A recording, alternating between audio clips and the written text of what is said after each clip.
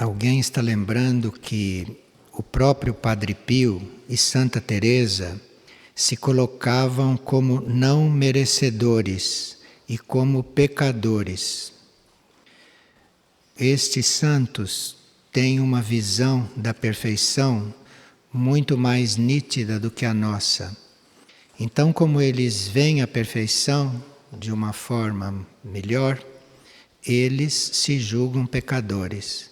Para nós, eles são santos, mas para eles são pecadores, porque eles veem a perfeição muito mais do que nós. Uma pessoa está perguntando sobre a asma, se é uma doença kármica. A asma está ligada à nossa falta de respiro espiritual. Toda doença do pulmão está ligada à falta de espiritualidade. Então é preciso que em algumas encarnações a gente tenha se restringido no caminho espiritual para vir a asma a uma certa altura. Uma pessoa pergunta como se pode entender que dois irmãos nasceram no mesmo ano e morreram no mesmo ano. Era o tempo que tinham que cumprir juntos na Terra. Então, como devem partir para uma outra tarefa juntos, tinham que concluir este período na Terra juntos. Com essas datas de morte, não se pode discutir. Aqui tem motivos ocultos que ninguém conhece mentalmente, nem por dedução.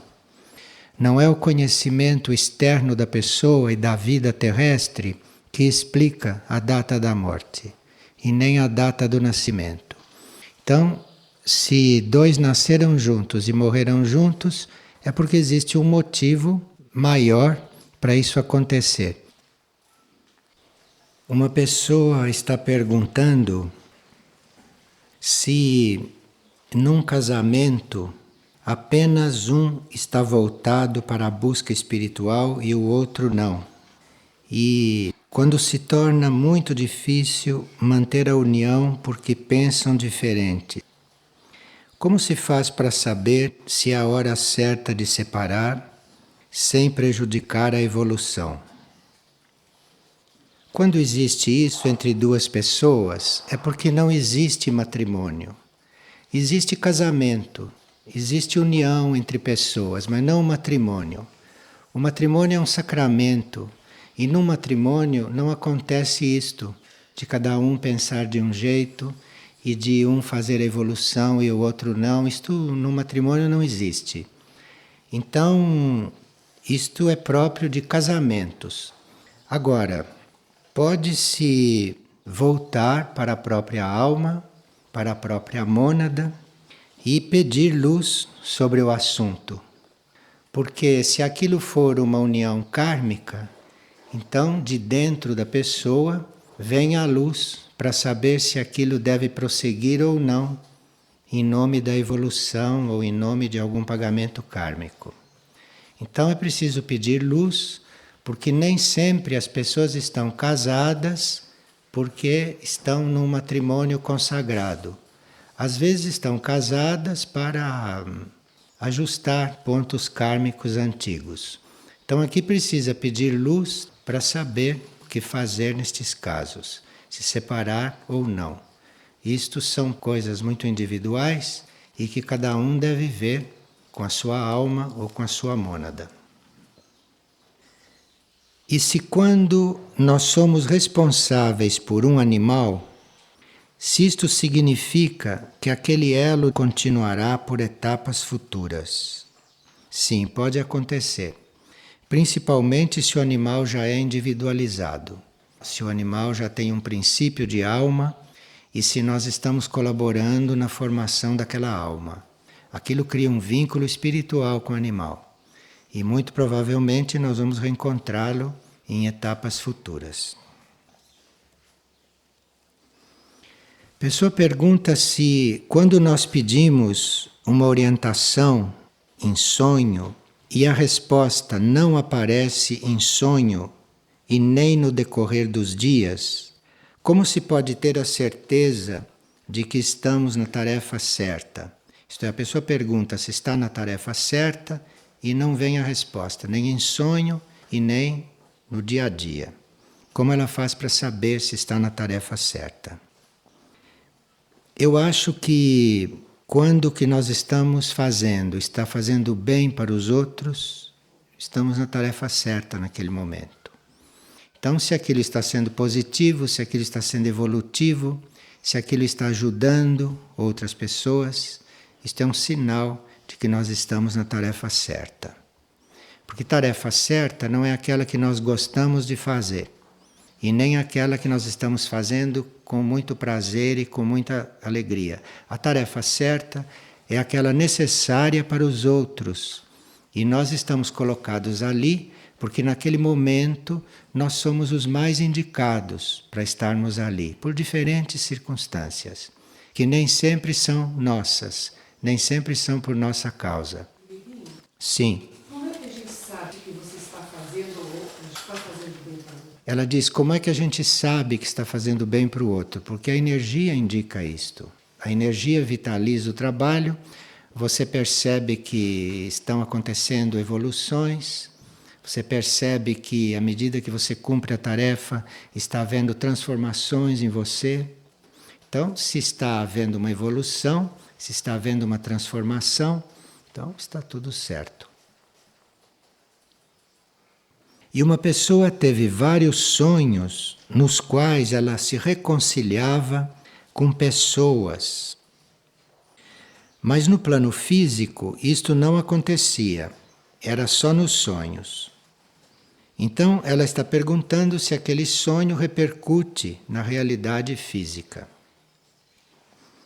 Bem, se você sonhou que estava se reconciliando com o outro, é sinal que você, pessoalmente, individualmente, está na linha da reconciliação.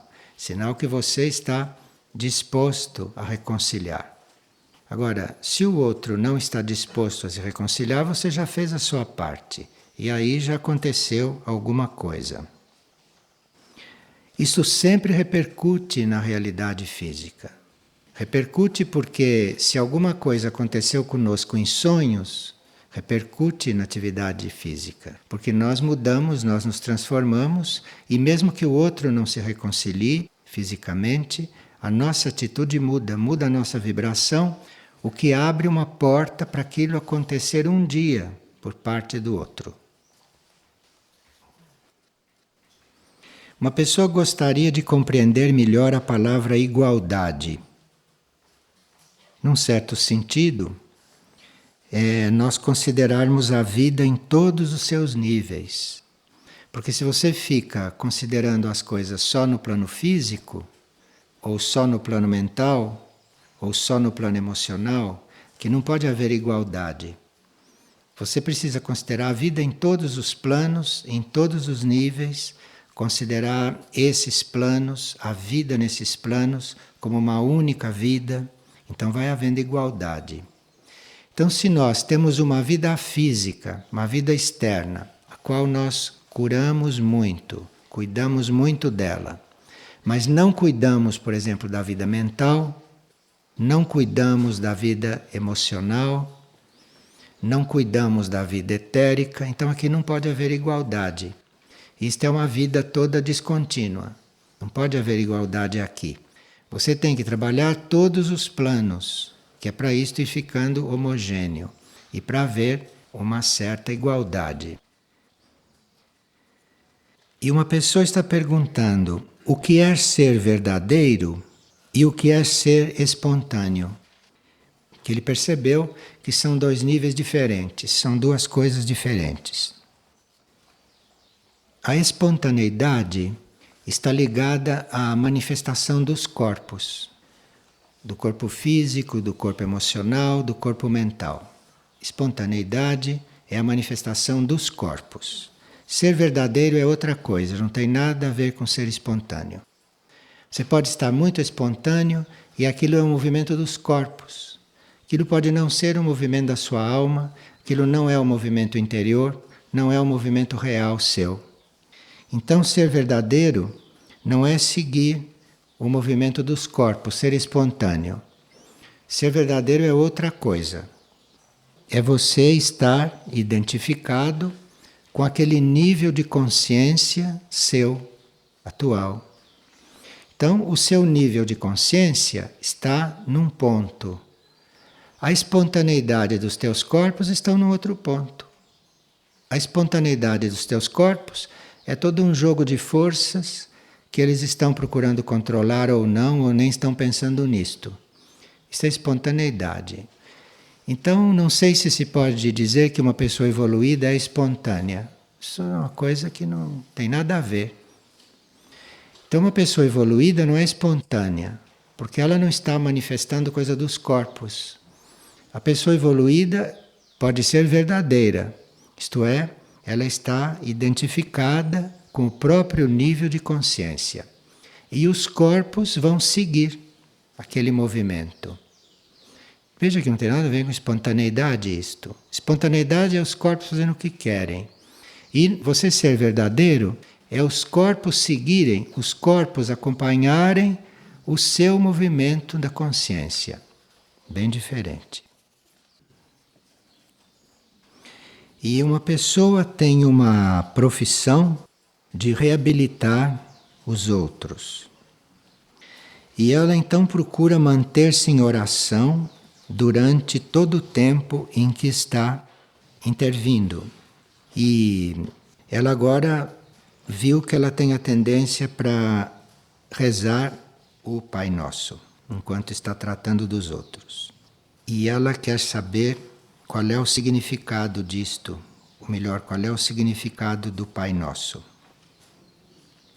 Nas etapas passadas, a hierarquia passava para a humanidade orações mundiais, que eram grandes concentrados de energia, e o Pai Nosso, quando foi passado, há 2000 anos, foi a penúltima oração mundial que a hierarquia passou.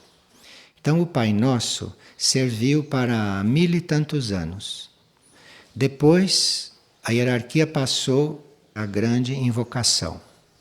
Então a grande invocação substituiu o Pai Nosso como oração mundial, porque as coisas mudaram. Então estas orações mundiais, que a gente usa até quando tem que usar, essas orações mundiais nos ajudam a estar numa vida de contato. Mas a hierarquia não passou mais orações mundiais, porque agora a humanidade já deve estar transformando em oração a sua própria vida. Então, se a vida vai se tornando uma oração, não há motivo mais para ter orações mundiais. Então, provavelmente, não vai mais haver nenhuma oração passada pela hierarquia para o mundo, porque chegou a hora da humanidade transformar a sua vida em oração. Precisa ver se vai transformar, não é? Mas a hora é disso. E ela pergunta a esta pessoa se há problemas em ela orar o Pai Nosso, que é cristão, com pessoas de outros credos. A oração é uma coisa íntima, uma coisa verdadeira e sincera. Qualquer oração que você estiver fazendo, ali deve estar ajudando. Que não se trata de credo. Ninguém cogita de credo de ninguém. Então, a oração está acima de credos. Então, se você está orando, na sua forma de orar, não importa o credo do outro. O que importa é a oração que você está realizando. E uma pessoa estava lendo sobre o quarto raio e ficou muito impressionada e está pedindo ajuda para entrar mais conscientemente na relação com este raio. Se nós temos uma intenção e uma decisão de aderir à beleza e à harmonia, isto é, todas as vezes que a gente se encontrar fazendo algo que não é harmonioso, nós nos trabalharmos para sermos harmoniosos. Fazemos o possível para embelezar as coisas, para deixar as coisas bem equilibradas e harmônicas.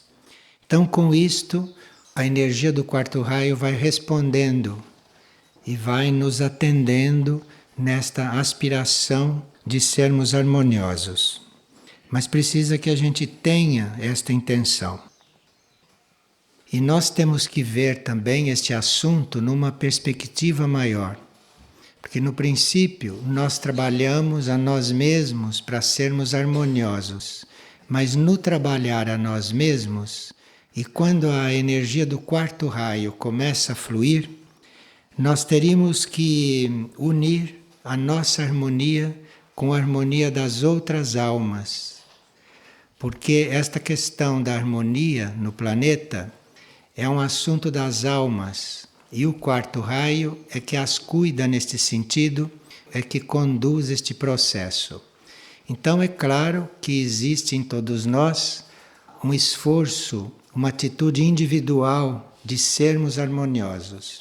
Mas no fazermos este trabalho, teríamos que estar abertos a nos unir com as outras almas, porque é o conjunto de almas que forma uma verdadeira harmonia. Isto é, esta harmonia que vai curar, esta harmonia que vai ordenar as coisas, enfim, que vai deixar a vida externa e interna bela. E nós teríamos que, ao fazer este trabalho, termos a intenção de compreender a vida, de entender melhor a vida. Isto é um pouco diferente de querer viver e de querer que a vida seja de uma determinada forma, ou que a vida vá numa determinada direção. Tudo isto não é o quarto raio evoluído. Isto são coisas do ego. Então, esta energia da harmonia, esta energia do raio, isto começa a fluir quando você quer compreender a vida e não quando você quer forçar a vida ser de uma determinada forma. Então, se a vida está desenvolvendo, se a vida está acontecendo, no quarto raio você procura compreender aquilo. Não lutar contra aquilo, não resistir, mas compreender. E é aí que o quarto raio vem como intuição e não como conflito. Porque a pessoa ficou muito impressionada porque ela leu que nós chegamos à harmonia através do conflito. Sim, porque estamos lutando com a vida, então aí há um atrito. Então a energia trabalha através do conflito e no fim estabelece harmonia. Mas se você está numa atitude não de julgar a vida, não de estar pensando que a vida está certa ou errada, mas se você estiver numa atitude de compreender a vida, de entender o que se passa profundamente, então aí é que o raio encontra os canais abertos para fluir através de nós. Mas nós estarmos numa procura de entender a vida, compreender, e não de estar mexendo muito com a vida. E aí que o raio flui e o raio cria uma outra situação. E uma pessoa pergunta qual é a tarefa da alma hoje e no futuro. Qual será esta tarefa? A tarefa da alma hoje seria emitir a energia da vontade, a energia do amor e a energia da inteligência. Então, a alma, esse núcleo anímico que todos nós temos, tem esta tarefa. Emitir vontade, amor e inteligência com uma tonalidade espiritual, que é muito diferente da vontade, do amor e da inteligência humanas. Então a alma está aí para ir transformando esta vontade humana, este amor humano e esta inteligência humana numa coisa mais elevada. Esta é a tarefa da alma dentro de cada um. No futuro, esta tarefa estará cumprida e a alma já estará absorvida na mônada. Então, no nosso ciclo futuro, provavelmente não se falará mais de alma, porque esta alma já cumpriu este papel de transmitir vontade, amor e inteligência no mundo onde ela está. Então ela já estará sendo absorvida pela mônada. E aí a vida na Terra será muito mais evoluída, mais avançada, porque será regida pelas mônadas. Estas mônadas, nós em nível de mônadas, temos uma visão maior das coisas, uma visão maior da vida e, portanto, uma visão muito maior da Terra. E uma pessoa pergunta se no Pentecostes, entre os apóstolos, aconteceu um processo de transmutação. Não. Transmutação é uma troca de almas. Sai uma alma e entra uma outra alma naqueles corpos. Isto é a transmutação. O que aconteceu no Pentecostes não foi isto. Foi a incorporação naqueles seres do terceiro raio. Terceiro raio, que quer dizer a inteligência ativa. Então eles já tinham sido muito trabalhados pelo segundo raio, pelo sexto raio, através de Jesus. E quando esse segundo raio, esse sexto raio, já tinha criado naqueles seres um ambiente favorável, incorporou-se nele o terceiro raio, que é a inteligência ativa. Este raio da inteligência ativa, isto é, o Pentecostes pode acontecer em cada um de nós quando nós assumimos o nosso processo ascensional. Isto é, quando nós assumimos realmente a nossa evolução. Quando nós estamos realmente decididos a nos elevar. Então, se nós estamos decididos a nos elevar, então desce este terceiro raio, que é chamado também de Espírito Santo. E precisa que nós estejamos já decididos a nos transformar, porque esta descida do terceiro raio é uma transformação em todos os níveis do ser. Isto é uma transformação total do ser. Então não pode haver o Pentecostes com quem não está decidido interna e externamente a uma transformação total. Senão este raio vai descendo aos poucos ou vai influindo aos poucos, mas aquele fogo do momento do Pentecostes não pode acontecer, porque aquilo é a transformação do ser. Então é diferente de transmutação. Isso está no campo da transformação. E uma pessoa faz um trabalho de meditação, olhando o pôr do sol, olhando as paisagens, e ela está fazendo esta pergunta e pedindo para nós comentarmos alguma coisa.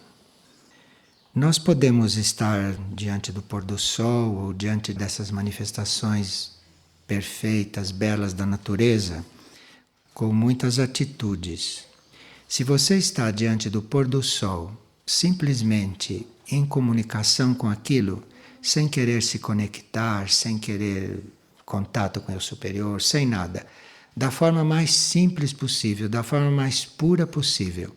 Então você está ali diante daquela beleza, diante daquele equilíbrio, diante daquela harmonia. Nada mais. Porque aí, enquanto você está nesta atitude de estar ali sem querer nada, mas estar ali simplesmente vendo aquilo, simplesmente em contato com aquilo, você nesses momentos vai esquecer de si. Então, isto é muito importante porque nos leva a nos esquecermos de nós. Porque aquilo é tão belo, tão grande, tão harmonioso, tão tocante para nós, que se nós estivermos realmente atentos àquilo, de repente a gente esquece de si por alguns segundos. E isto é valiosíssimo. Você passar alguns momentos sem lembrar de si, você passar alguns momentos totalmente abstraído de si mesmo, isto é de um valor imenso espiritual. E isto é o que se propõe esses tipos de meditação, esses tipos de exercício. Então, se você está olhando para o pôr do sol e está pensando em fazer contato, em subir de nível, então você está se ocupando de si. Então ali você estará se educando, você estará vendo uma coisa bela, você estará em contato com uma bela vibração, mas nada mais. Para aquilo ter realmente o efeito espiritual, precisa que você esteja vendo aquilo como é e não pensar em mais nada, porque o importante é você esquecer de si por uns momentos, coisa impossível normalmente. Mas diante desses fatos tão importantes e tão belos, nós temos a possibilidade de nos abstrairmos de nós mesmos. E isto que é importante. Porque aí, quando nós estamos completamente abstraídos de nós e preenchidos por aquela beleza, então aí acontece realmente um processo real, uma transformação. Então essas meditações ou esses exercícios que são propostos não é com uma finalidade egoísta. É você estar diante da coisa maior, da coisa bela, de uma forma pura, de uma forma total, e sem trazer para ali nenhum outro sentimento, nenhuma outra situação. É aí que isto realmente atua. E uma pessoa estudou o processo da morte e da desencarnação e disse que ela não tem certeza se quando chegar na hora da sua transição, na hora da sua desencarnação, se ela vai ter a calma e se ela vai ter a segurança de passar por aquele processo assim como ela está estudando, assim como ela está se preparando. O que é proposto é que a gente se firme na intenção de fazer aquela passagem corretamente. Tem que se firmar nesta intenção, sem ficar pensando se vai acontecer ou não. Você tem que ter esta intenção e tem que se preparar, nada mais. Porque a intenção também constrói. Esta intenção já vai criando o ambiente. Esta intenção já vai criando aquele estado favorável para quando você chegar naquele momento, você fazer a sua transição corretamente, harmoniosamente. Por enquanto não chega esta hora, nós temos que trabalhar a intenção de, naqueles momentos, fazer a transição pacífica, correta, harmoniosa. Esta intenção vai preparando este tipo de transição. Vai preparando o seu ânimo, o ambiente, nos seus corpos sutis, enfim, criando esta situação a partir de agora. Uma pessoa pergunta: o que a minha alma realmente quer? Toda alma que já despertou quer uma vida de serviço ao mundo. Se ela se dá conta disto quando ela está desencarnada, a tendência desta alma, o desejo desta alma é reencarnar para vir servir ao mundo. E se ela desperta enquanto está encarnada, então a vida do indivíduo vai mudando e o indivíduo vai abrindo espaço na sua vida para o serviço do mundo. Mas isto é o querer de uma alma que já despertou. Isto não é uma alma humana normal que ainda não despertou e que tem sede das suas próprias experiências na vida e na matéria. E o que a minha alma realmente quer? Além disso, de servir ao mundo, ela deve sentir um grande amor por todos os que estão no caminho da libertação, naqueles pontos que ela já percorreu. Então, toda alma que despertou e percorreu um certo caminho, ela quer ajudar todos aqueles que já despertaram e que estão passando por etapas pelas quais ela já passou. Elas têm uma tendência, ela tem uma inclinação para estas outras almas que estão em dificuldade naquelas etapas pelas quais elas já passaram, já resolveram. E quando a alma sente que alguém precisa de auxílio, então esta alma, que já está desperta, tem este desejo de ajudar.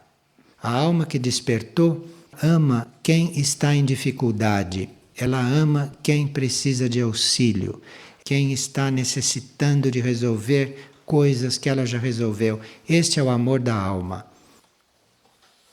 E se o ser, se os corpos, se o corpo mental é sadio, compreende isto e vai trabalhando, vai manifestando isto na vida. Uma pessoa estava estudando esse processo da desencarnação e surgiu na pessoa esta pergunta. Então, quando é que a alma desencarna e vai imediatamente para o seu grupo, sem passar períodos na sua trajetória individual após a morte? Sim, isto é possível. Mas a alma desencarna e já se encontra dentro do seu grupo e, portanto, numa tarefa mais ampla, numa tarefa mais universal, numa tarefa em maior profundidade, quando esta alma já reconheceu uma vida triangular, quando esta alma já reconheceu uma atividade triangular, isto é, quando esta alma já descobriu que ela forma um triângulo de ação e de energias, isto é, a alma, a hierarquia e a humanidade. Então, a alma chegando a conceber este triângulo, isto é, a alma não se sentir mais sozinha, a alma não se sentir mais apenas um indivíduo, mas esta alma ter já formado este conceito, esta alma já ter esta ideia de que ela é em triângulo, que ela funciona em triângulo, que ela tem a hierarquia e a humanidade como outros pontos dela. Então, quando ela está nestas condições, é que ela está liberada de ficar vivendo do lado de lá o seu processo individual. Então, ela desencarna e se encontra dentro deste grupo de almas. Porque os grupos de almas, atualmente, nos quais as almas se encontram, esses grupos de almas estão na luz de alguma hierarquia, existe algum ser hierárquico ou algum instrutor deste grupo que representa a hierarquia. E este grupo, sob a luz desta hierarquia, está se desenvolvendo como grupo em função da humanidade. Porque nós estamos falando de almas que estão na órbita desta Terra. Então, as almas que estão na órbita desta Terra vão formando este conceito, vão formando dentro de si esta ideia de que elas são alma, hierarquia e humanidade. E à medida que a alma se estende, se considera coligada com a hierarquia, e à medida que ela se considera em grupo uma servidora da humanidade, é aí que quando ela desencarna, ela vai se encontrar no meio deste grupo. Ela vai despertar dentro deste grupo. O que é uma grande economia de energia para a alma. Porque você fechar os olhos, perder os sentidos e retomar os seus sentidos dentro de um grupo de almas, isto é muito diferente do que você do lado de lá despertar como ser individual, fazendo todo aquele processo que é descrito nos livros. Esse processo para o qual nós nos preparamos durante a vida. Mas, à medida que nos preparamos durante a vida para este processo individual do lado de lá, teríamos que ter presente que se a alma cresce em consciência ou se a alma já começa a dar sinais de que ela está focalizada numa vida maior, num plano maior, então nós mesmo durante esta vida podemos conceber que estamos como parte de um triângulo de energias. Isto é, nós, almas, a hierarquia que está em linha da nossa evolução e a humanidade em si que precisa de auxílio. À medida que as almas fizerem este desenvolvimento, e as almas de hoje estão nesta linha.